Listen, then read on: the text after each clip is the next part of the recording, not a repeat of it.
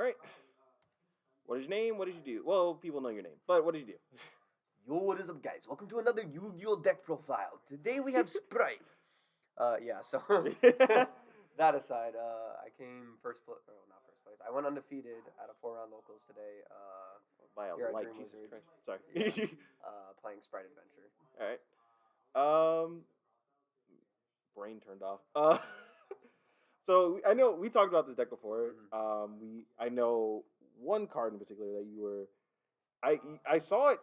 I didn't see you play it. I saw I saw what happened after you played it.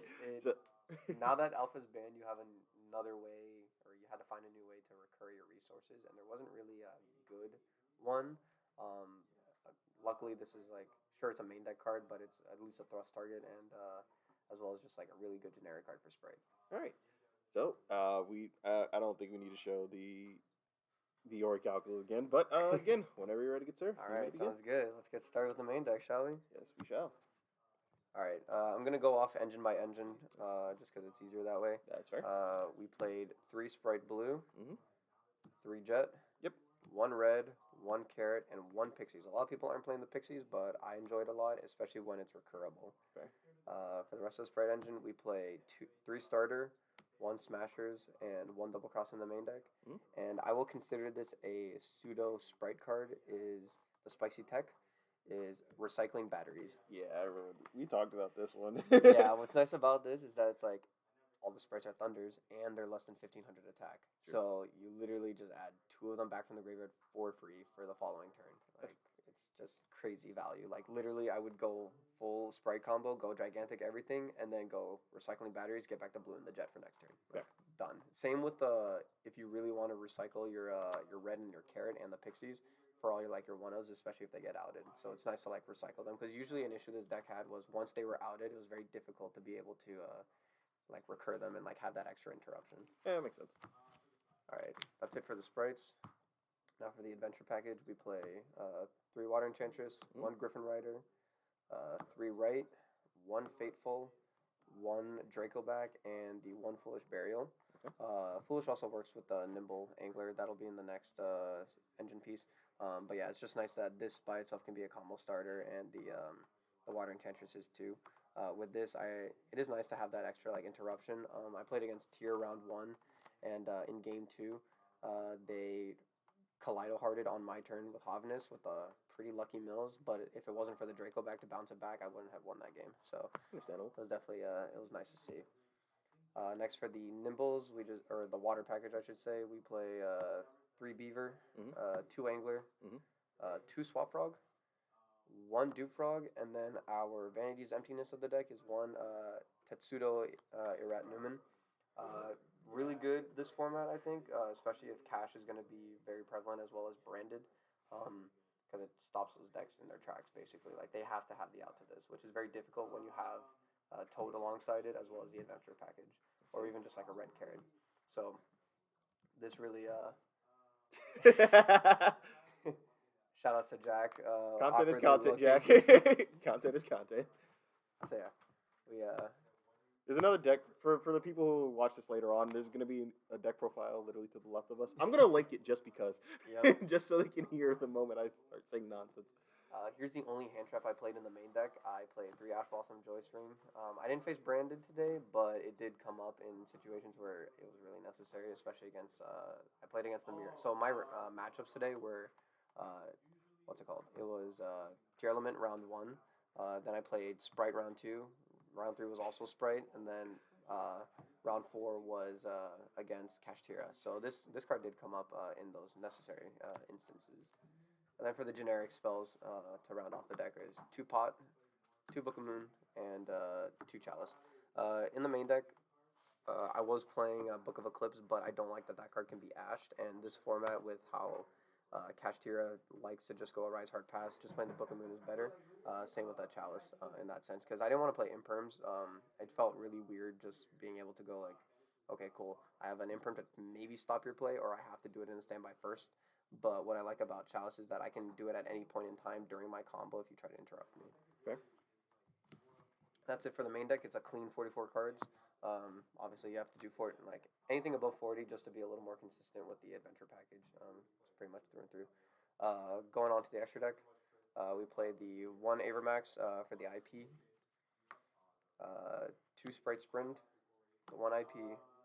I played each of the Nightmares. I never really went into these, but I know it'll come up when at bigger events when I play against like Labyrinth or Trap Trick or anything that plays like a Floodgate for Phoenix. Mm-hmm. And then Cerberus for anything like in the main monster zone. Like usually it'll be the Arise Heart, which will be nice to out. Here is what people have seen from YCS Lima. Reaper-Docus. I was playing Ahashima, but after with the Reaper-Docus and the Swap Frog, it is nice that you can send Tetsu to the grave and then change anything else that isn't Swap Frog into an Aqua and make Toad that way. So it's nice utility. That's fair. I'm upset about that one personally. No, because I remember we talked about. Remember when I was playing Hero Kid? Yeah. Yeah, it literally came up, and now it's like this, like D-Tech, and I'm just upset. No, it's crazy. Life is funny. I still play the 1 Dark in case you play against those like decks that just like, sometimes you'll play against the mirror match. You want to take their Jet Blue, whatever. It still comes up. I didn't make it that much today, but it can't come up. Moving on to the XCs, I play 2 Gigantic Spright. I'm thinking about bumping this up to 3, but I haven't played against Cash enough to really know if they're gonna go for like the rip your extra deck right away type of situation with the zone locking, or if they're just gonna play more like conservatively. Yeah. Then I play the 1 Downerd for the Zeus package and 2 Zeuses because they definitely want to rip this card out. And then for the last bit, 1 Mosquito and 1 Totally Awesome. Mosquito I never really used today to make Zeus. The game's actually like went through a lot quicker with just the main deck engine by itself versus like having to go into Mosquito for Zeus, which was nice. Because one thing about my play style is I like my battle phase. I don't like having to waste my battle phase to then give my opponent an opportunity to play next turn and potentially come back. And so like this is there for just like when it's necessary, like with the Nimbles.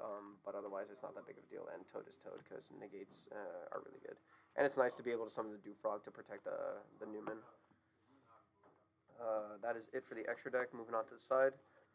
One thing I liked, again, when going second, I don't play evenly. I will say I do not play evenly matched for the sake of I do not want to waste my battle phase. Because the main deck by itself is able to take care of the opponent's board. So I play 1 Daigusto Phoenix and the Gamma Burst to be able to OTK. Interesting. Why Daigusto over Catchark? So Catchark, it just doubles a monster's attack, which is like cool and all for Gigantic being 64, but with Phoenix, if and when you choose to potentially like play Nibiru in the main deck if you want to, based on the format, but I also side Lava Golem. So what's nice about this is that Phoenix can detach to make itself attack twice. So with this, what you'll do is you'll search the Gamma Burst and the Pixies. And so when you attack into the Lava Golem, in the damage step, you'll go Burst 1, Pixies 2. So this will go all the way up to, I believe, 5,900. Is that correct? Yeah, 59. And so you're attacking 59 twice with this. So it's just like, you're OTKing a lot faster with that. And if you play Nib, you can attack into the Nib token and then gain the Nib token's attack. So Phoenix by itself can be up to like 10,000 attack if possible. Yeah, that's fair. Makes sense. Yeah, so it's just easier to OTK that way. For my potential interruption cards, I play 3 Book of Eclipse. I didn't like this in the main deck just because it is ashable, which is why I played regular Book of Moon. But 3 Eclipse is really good just in case for that like extra like against Cash and Branded. Mm-hmm. Then I play 1 Tactics, 1 Thrust, and 1 Change of Heart. It's nice that the right of Aramesir is a thrust target, just in case, and then these are just very strong going second cards. Nice. For control against Cash and Branded, for when I decide to go first, I chose to play the Super Ancient Organisms. It's not too bad. I didn't have an opportunity to try it out today just for the sake of it didn't go that far or it wasn't necessary. But otherwise, I mean, in theory, this is a very good card against those decks. Especially, like, it doesn't affect your deck whatsoever because everything's level 2. So, it's nice. And then for the 2 fun cards, when it normal summons, you can special a monster because this is a 1-card sprint. And you can gain some life points. And then same with the Scatter Shot, you just send it to burn. Just in case. Exactly. And then that's pretty much everything for the profile. Great, all good. Anything you want to do? Any shout outs? Anything you can say? Yeah, shout outs to Team Beige. They're definitely. Yeah, shout outs to Team Beige. definitely. Definitely, those guys are the reasons why I kept with competitive Yu-Gi-Oh just because I've been off for a while, and so going back to Vegas and everything just brought back my love for the game, and then as well as shout outs to the Truth, Lem TCG, Dream Wizards, and just everyone that I played against, and just all my friends. All right, thank you a lot, man. Thank you for coming out again, and Appreciate it. hope to see you again. Peace.